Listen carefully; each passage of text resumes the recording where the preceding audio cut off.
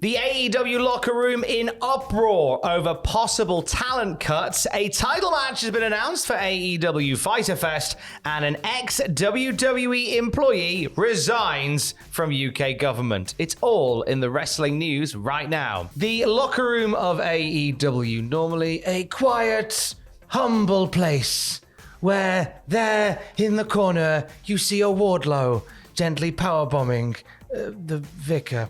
I thought that was pretty good. Wardlow doesn't powerbomb vicars. Don't make that the news. Don't make that the news! Right. The news is around Colt Cabana. Now, we've seen the Dark Order sort of be pulled away from television a bit. I feel like maybe AEW Creative feel like the Dark Order thing has played out. So they're sort of pulling them back from things, and it led to some concerns over the future of Colt Cabana. This is what Fightful Select have written. As far back as March, Fightful heard rumblings from AEW talent that there was a bit of an internal uproar over the idea that Colt Cabana was not set to be renewed by All Elite Wrestling. Many of the roster assumed initially this was due to the contentious relationship or lack thereof with CM Punk. However, in the months that followed, the lessened focus on Dark Order in general and AEW not coming to terms with Alan Angels and Stu Grayson changed some of those assumptions. Cabana is an extremely popular person backstage, both from his work in AEW and outside, and we've heard that numerous talent voiced their displeasure and went to bat for Cabana. Since then, he'd ended up working the Ring of Honor Supercard event.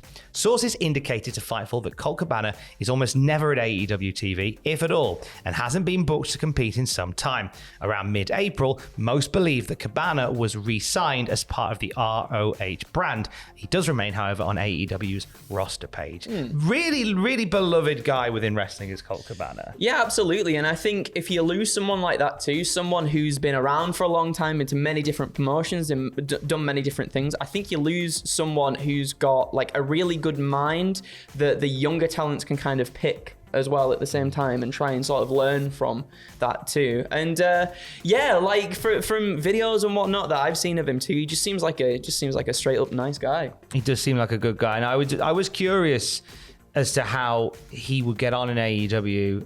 As Sean said there was concerns that like him being phased out was more to do with the very negative relationship that he and CM Punk have, or maybe the relationship they don't have. But that seems, when you see, as you say, the Dark Order, the way things the Dark Order played out, you think, okay, it's more to do with that than anything else.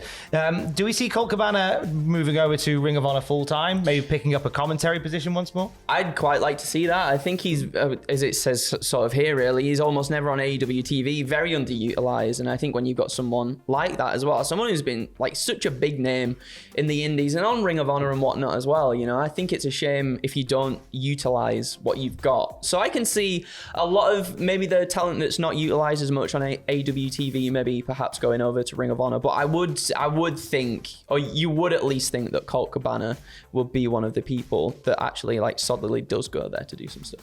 AEW presenting Fyter Fest next week. It's their annual tribute to that really badly run event from a few years ago. Oh, I thought you were going to say a different one then. No, we reported on earlier. We gave them a hard enough time in the last video. The Young Bucks are going to defend against Powerhouse Hobbs and Ricky Starks and Swerve Strickland and Keith Lee in what is being billed as a triple or nothing match. Now, actually, on the subject of Keith Lee, massive thank you to @Kayat7 on Twitter for taking that "Don't You Forget About Keith" sign to AEW Dynamite. Whoa. Don't you forget about Keith. That popped up on my YouTube thing the other day, and I watched through it again. It's great. It's a deep joy. It's a deep joy. Thank you for doing that. We appreciate. Triple or nothing match. I think however this match rolls out, should be fun with M6. It's gonna be good. I'm predicting that Swerve is going to join Team Taz? Or is it going to be a Swerve and Keith Lee joins Team Taz? Something is telling me in my downstairs trouser region that one of them's going over to Team Taz. And I'm just saying, I'm putting it out there now. The DTR is the DTR. It's our version of the Wrestling Observer. Andrew's downstairs trouser region, which gets all the scoops on wrestling. Come scoop it yourself. Don't, because that's not nice. Let's talk about Ric Flair's last match. Not that per se, but the event. This is an interesting one. The Briscoes are set to compete on it. And they're going to be facing Marshall and Ross Von Erich from MLW. That's quite intriguing. Yeah, the new Von Erich generation facing the Briscoes.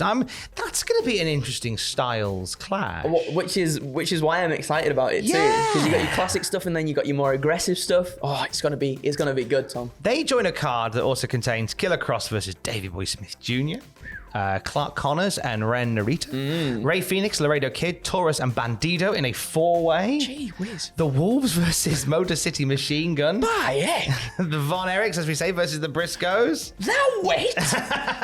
Josh Alexander defending the Impact World title against Jacob Fatu. Jordan Grace defending the Impact Knockout title against Rachel Ellering and Deanna Purrazzo. Stop it. And Ric Flair's last match. Buff Bagwell was trending yesterday. He was indeed, Tom.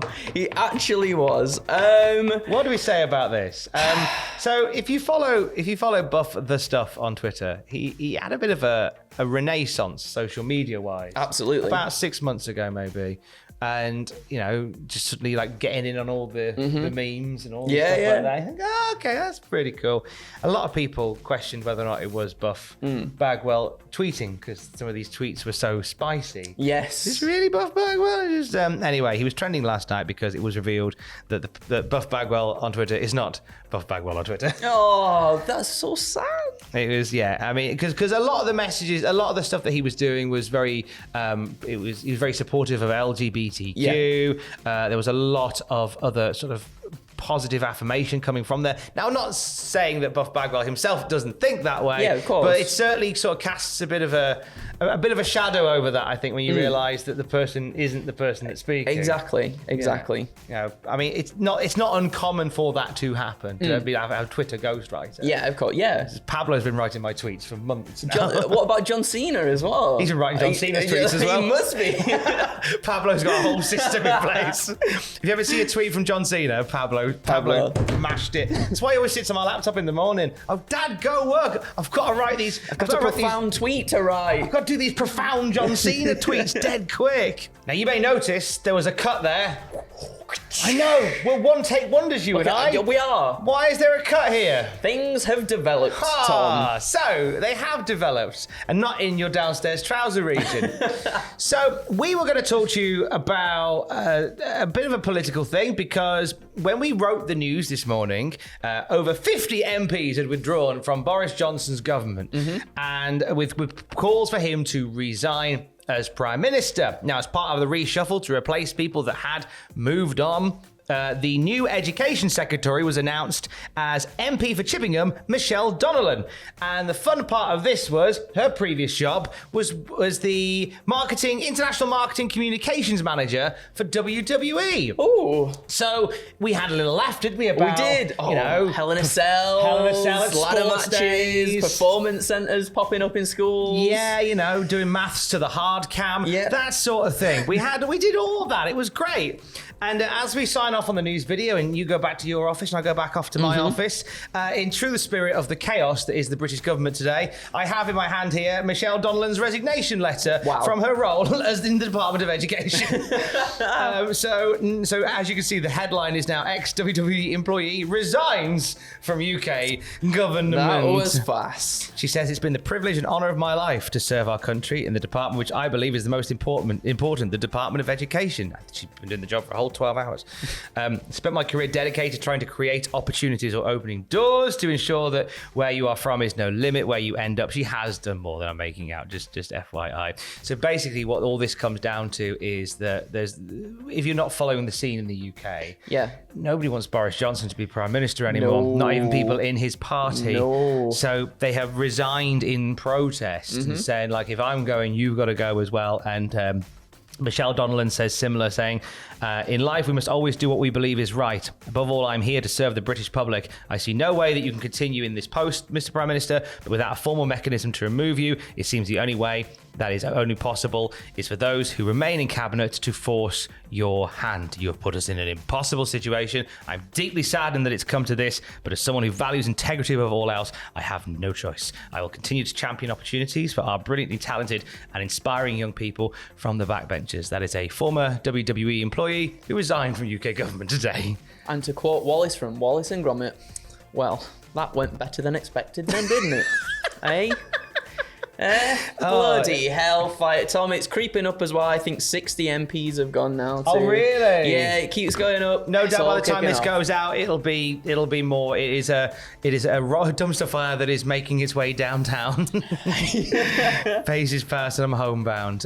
We'll have more wrestling news throughout the day at cultaholic.com. For everything else, check Twitter. Yep. And BBC Breaking News, I guess, is the best place to go for that stuff. Yes. But stay with us for wrestling, cultaholic.com. And until later on today, keys. Love you, bye. It's probably about 70 now. Yeah.